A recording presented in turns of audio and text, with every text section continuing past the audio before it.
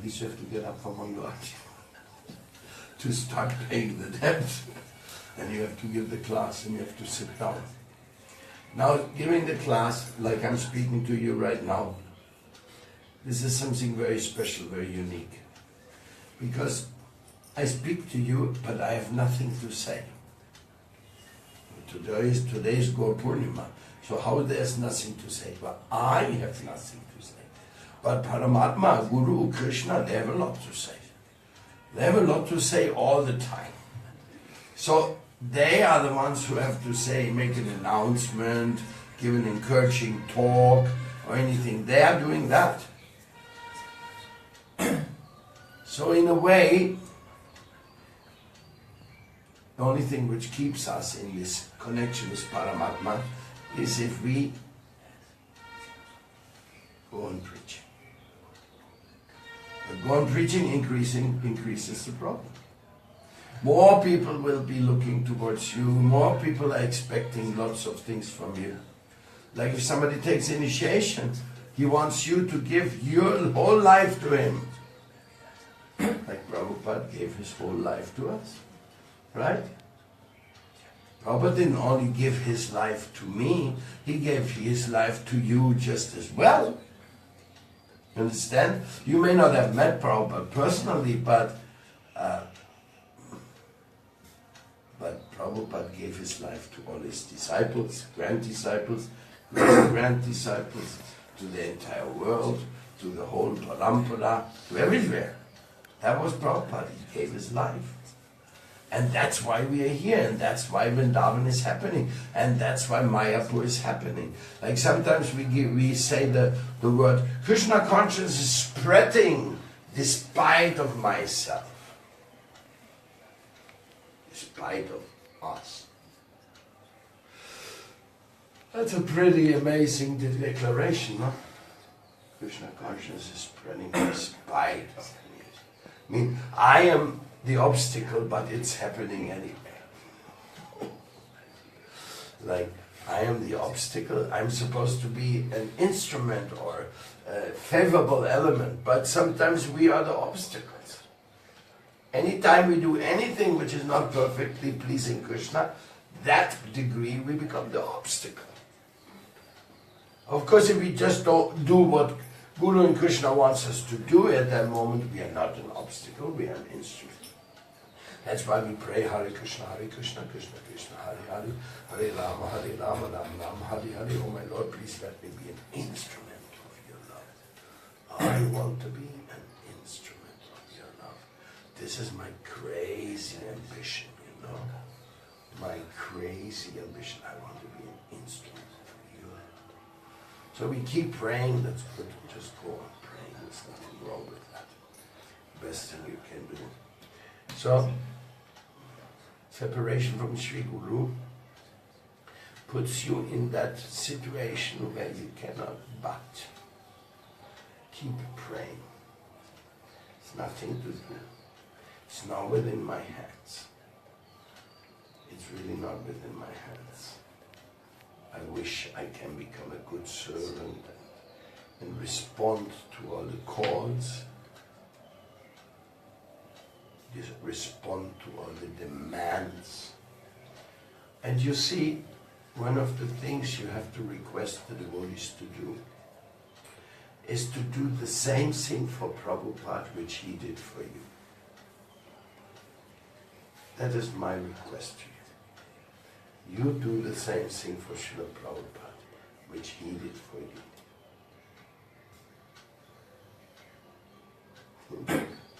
Because he did it for you. So you are also his little son. Yesterday I asked Buddha Maharaj. There was one girl who just came from Peru. So I asked him, is she your disciple?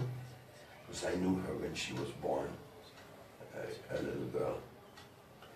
And he said, I have no disciple. So, it's interesting, we have no disciples, but we have some people who think they are. So then We have to harmonize with that by giving to Prabhupada what he has come to bestow upon us.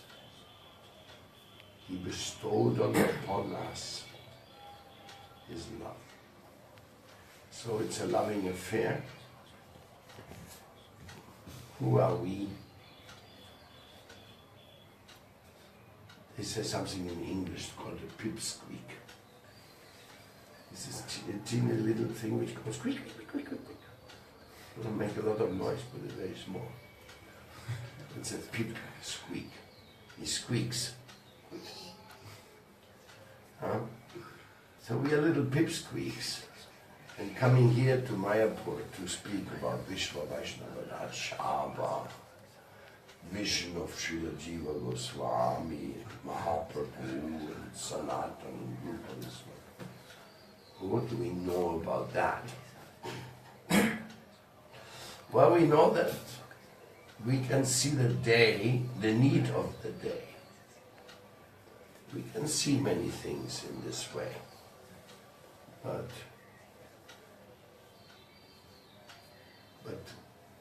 we are owned by our ideals, by our masters, by Paramatma. We are owned. And now whether you're a Grihastha or a sannyasi or a brahmachari, you have to live according to that, what that means. If you want to be happy. If you want to have peace of mind and go ahead enthusiastically.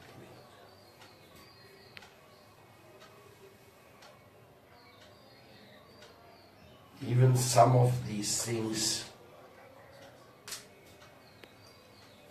we are doing, they are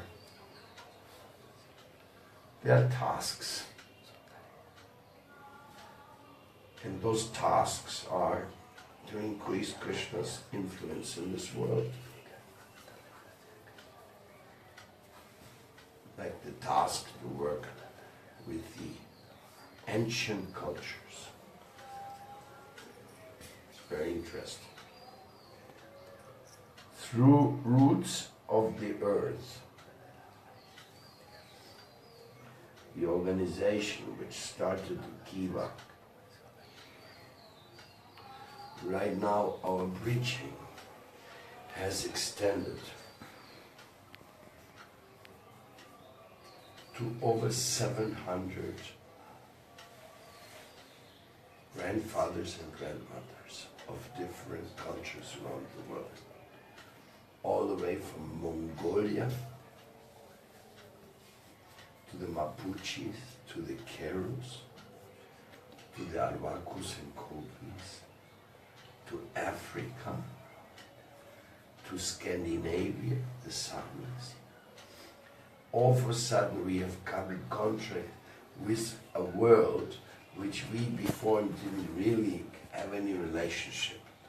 Maybe we knew that it exists, but we didn't have a personal relationship, a personal commitment. Now, through roots of the earth, all of a sudden we are joining the joint prayer meetings. And joint prayer meetings, well, we just concluded that's what it's all about, praying. You know? After the Guru leaves the world, all you can do is pray, cry, and go on serving. You know? This is, what else can you do? When the Guru is there, you can say, now I can rest, Guru will go on and do his job. He'll save the world, and I can just rest a little bit out. But when the Guru is not anymore there, there's no more rest for you. Then either you do it, or it's not going to get done. It means it's a disaster. My Guru leaves the world, and after him nobody does what has to be done. I mean, everything is finished. But you can go around Mayapur and you can understand that's not the plan of Krishna. The plan of Krishna is that things are going on, going on, going on, going on, going on. Going increasing, going increasing.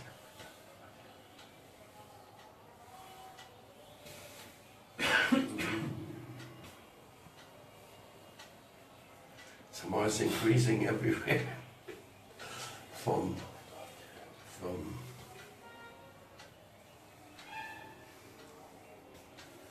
from Halifax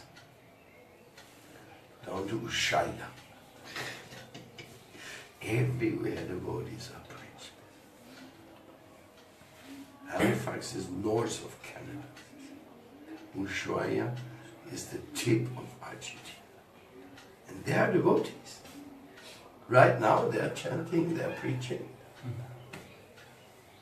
And in between a whole lot as well. So we can only pray to Krishna. Cry, pray. Your plan is that this mission of Mahaprabhu will spread. Today's Guru Purnima, we are celebrating your appearance in this world. Actually, all this work is done by Gauranga and Nityananda. If you ask Prabhupada, did you do that? He'll say, no, sorry, that wasn't me. That was Bhaktisiddhanta Saraswati Thakur. Then you go to, oh Prabhupada, you did all this? He says, sorry, pal, that wasn't me, that was Gokishodas Babaji. Then you go to Gokishodas Babaji, and he's sitting there and chanting Hare Krishna in the house of the toilet or something, so that nobody disturbs him. And he says, Babaji Maharaj, I have a question. Yes, what is it, what do you need? Could you please come out and look? Is this all what you made? And Babaji says, you must be crazy, I mean, somehow or other I met these people, and somehow or other I chant Hare Krishna. You mean all that? You better go and talk to Bhaktivinoda Thakur about this. This is, I can't handle this. Oh, Srila Bhaktivinoda Thakur, you wrote this letter to the Gilded University and told everybody about Chaitanya. Now, did you all do this?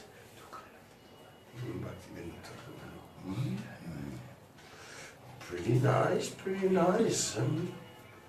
The divine prediction has come true. Mahaprabhu actually appeared in Yoga Pit. Jagannath Babaji Maharaj went there, he danced, he says, this is it, this is the place. I guess it really must be the place. But did you do this? Did you arrange all this? He said, no, sorry, I got an inspiration. We can talk to Jagannath Babaji Maharaj about it. He probably knows more. So this is parampara. Nobody has done anything, Everything is passed on. So don't forget to pass on. If you forget to pass on, then you think, Ishvara Hanga Mameti, it's me. I did it. No? It's not appropriate. If anything good is done, it's done by my Guru.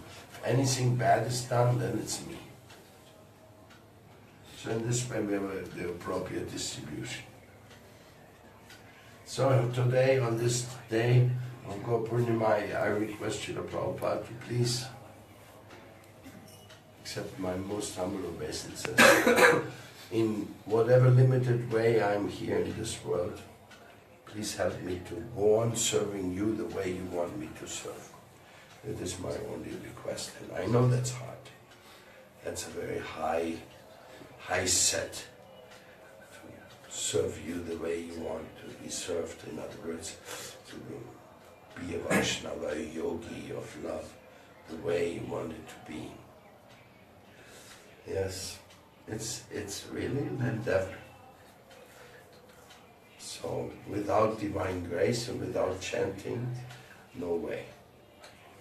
So these are the words I introduced to you today for this Guru Purnima, to keep our minds steady on Sri Paramatma, Sri Gurudeva, Srila Prabhupada, our divine manifestation in this world.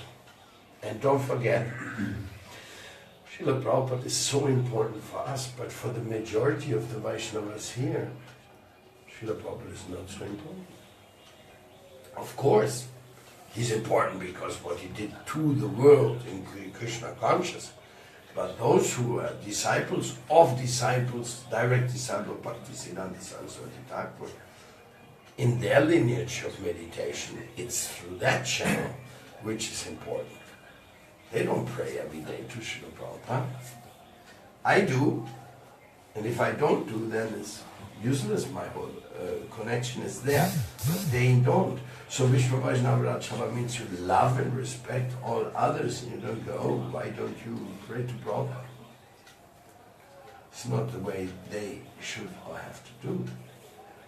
So we have to be very broad-minded and seeing how Krishna's plan is spreading out in so many ways. In so many ways. And now what's coming next? Well, right now we are in a very interesting phase. Vrindavan is getting fixed.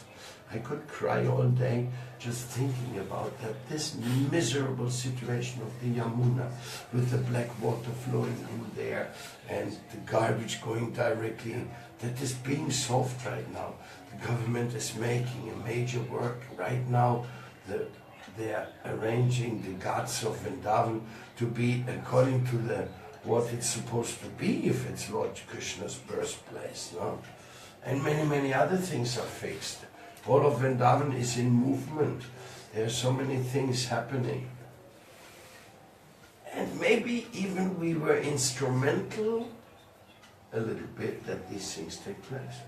But again, that's Gaura, that's Krishna, that's not us.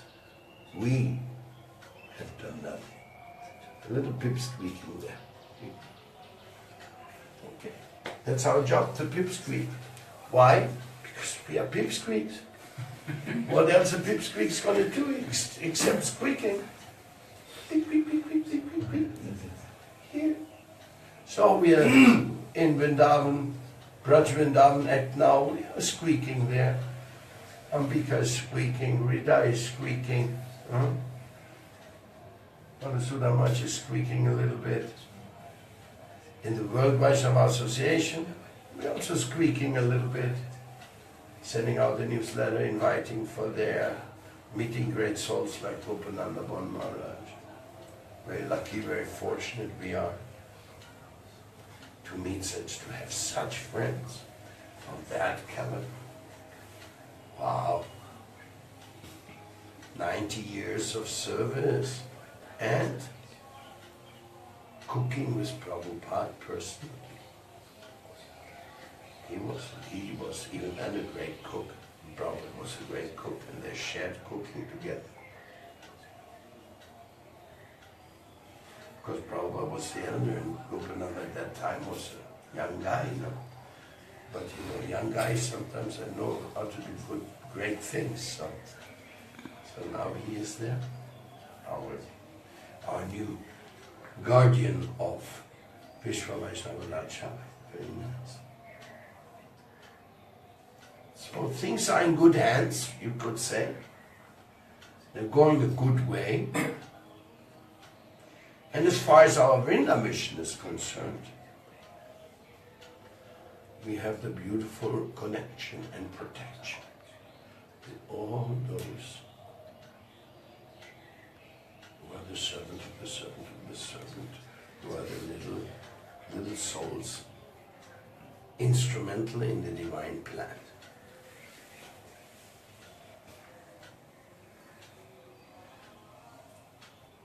Very nice friends. Even now we have a Guru Ma friend who comes here, sings, blesses with her endeavors. Big friends like Bodai Maharaj, thousands of disciples. Yesterday we saw Paramadvaiti Maharaj from Bhaktisiddhanta with thousands of his disciples sitting there and honoring, and many sannyasis honoring many of the sannyas of Bhaktisiddhanta Saraswati Thakur. Amazing program was. And there they receive us and sit us in the honorary chair. next to the Acharya at Pips Creek. At Pips Creek, they're squeaking a little bit from the microphone. And then coming back to us here, to our little Ganga ashram, refuge,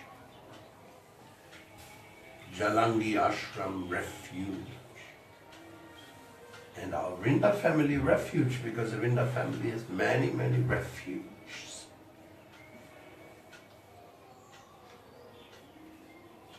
I did not have any ambition. Well, at one point when we started Vrinda, I must admit I had an ambition. Because we know so every town and village should get some message of Lord Chaitanya. So I would think South America is very special. Even they said Argentina had something to do with Arjuna. I don't know how they came up with this, but I heard about that. We heard that Yudhishthira Maharaj, he conquered the whole world when he made the Rajasuja sacrifice. And we heard that Lord Ramachandra got the gold from Brazil, or no, Ravana got the gold from Brazil and came here. And we heard that in the Sierra Nevada they're telling stories about like Varaha saved the world from the ocean. So we are so many hints. But anyway, I was in South America and I had that ambition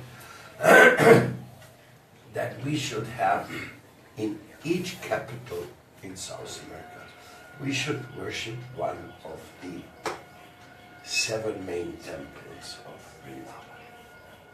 Of course, there was a problem. There was only 7 main temples in Vrindavan, and there's more capitals in South America than 7. So we had to expand the concept to Radha Vinod in Caracas, to Radha Madhava in Mexico, and Radha Vrindavan Chandra in the farm in Chile, and so many others. But that ambition was there in me at some point. I said, well, now we have a mission, so I didn't know what's happening, and you see, I really don't know what's happening, because it's the Vrinda temples, Radha Madan Mohan in Buenos Aires, Radha Govindaji in Santiago, Radha Damodarji in Peru, Radha Ramanji in Bolivia, Radhika Gopinathaji in Quito, Ecuador, Radha Brajeswara in Colombia, Radha Sham Sundar in Montevideo in Uruguay.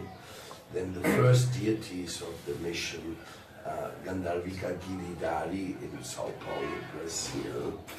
And so, in a way, that ambition was fulfilled.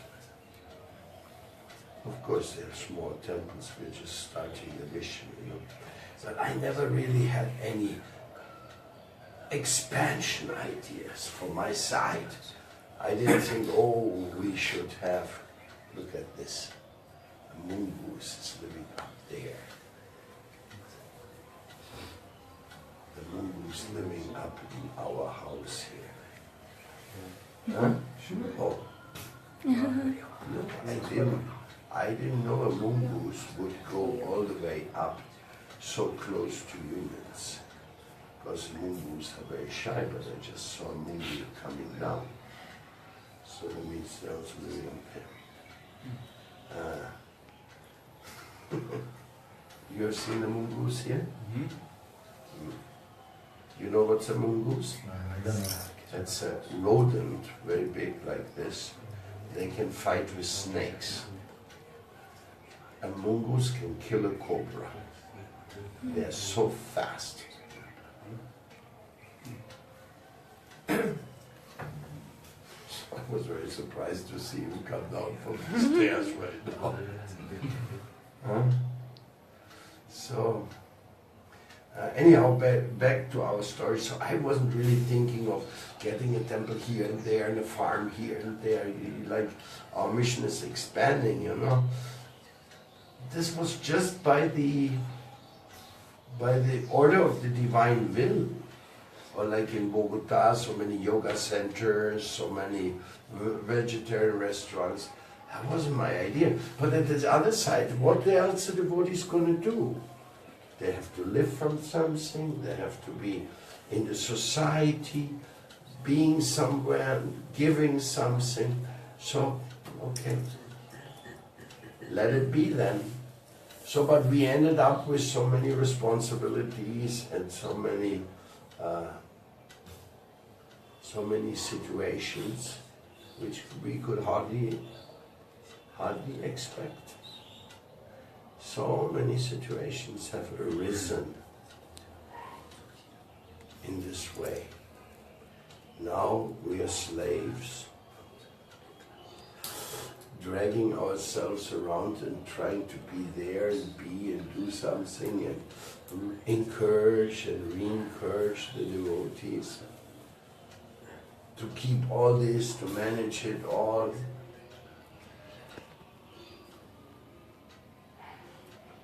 The Veda therapy was born out of a certain frustration. When I realized that some people, they cannot give up drugs even though they know our philosophy. And still they are taking intoxication. I was really thinking, what did psychology answer to this?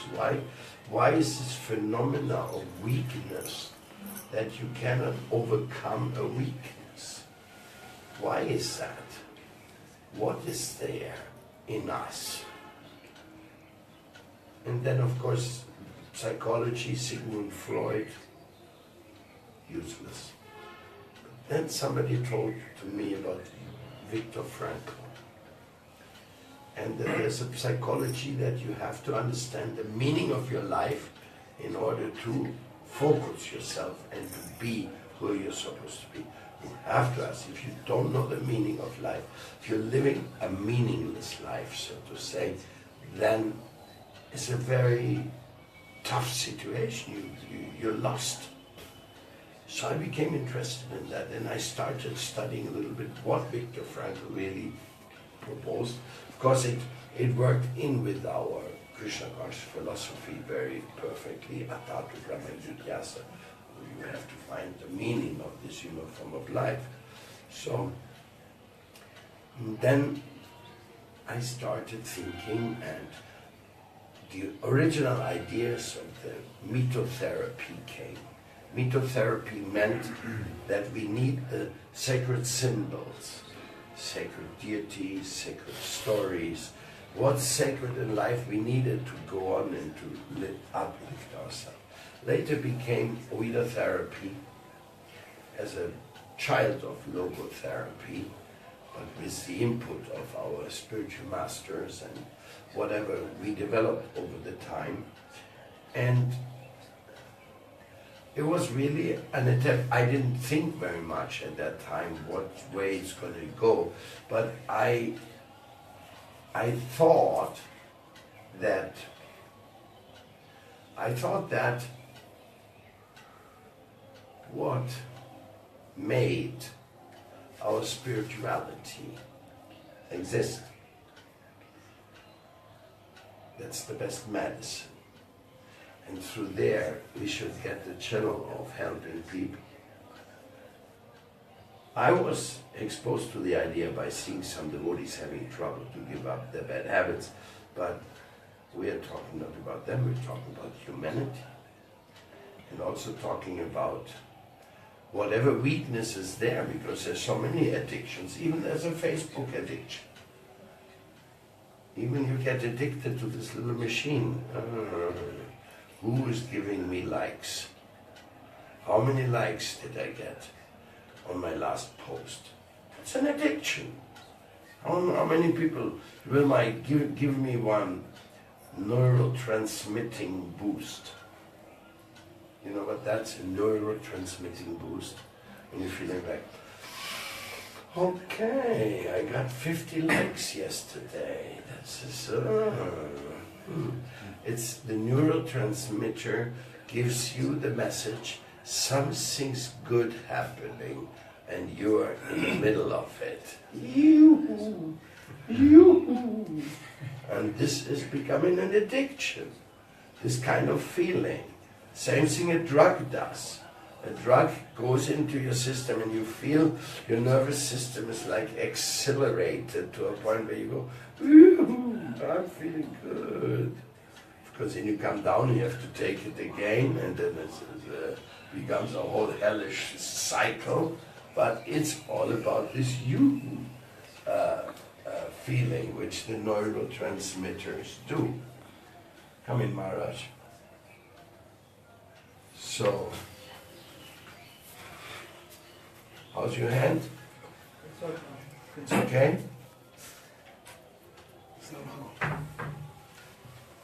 So this Yuhu effect, which comes like when your football club, they make a goal, no?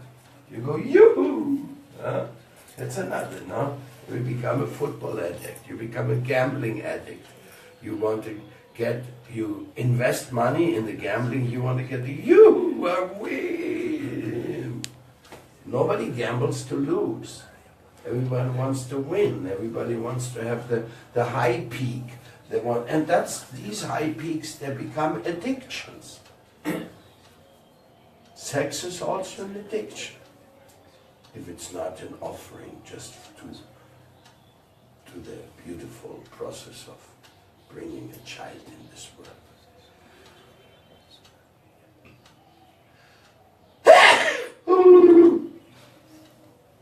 So we have so many addictions, and overcoming those addictions requires. So that's why I started a little bit to work on leader therapy, and I think it has developed more than interestingly.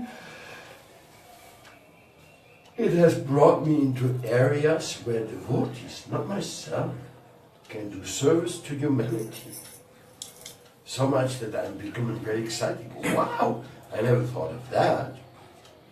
Even Bhaktivedanta Institute, my Gurudev's own effort for scientific research, it didn't give much positive area of entering society to help.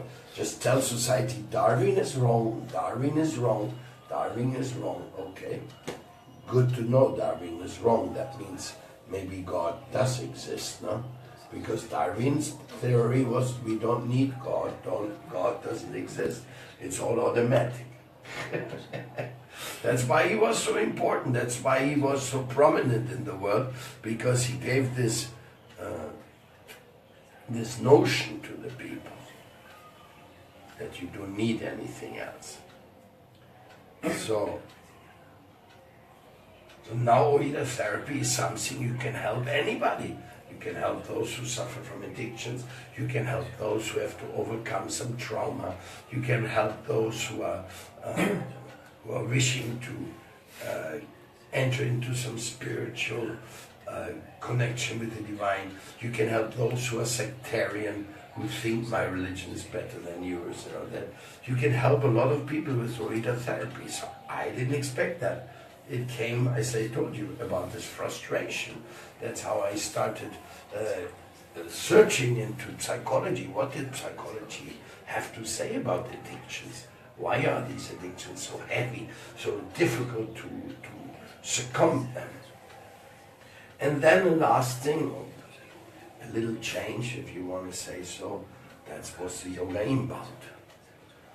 I was really frustrated how many people become yogis in yoga schools, and then they think they know about Krishna or about Vedas and the Hindu style of life.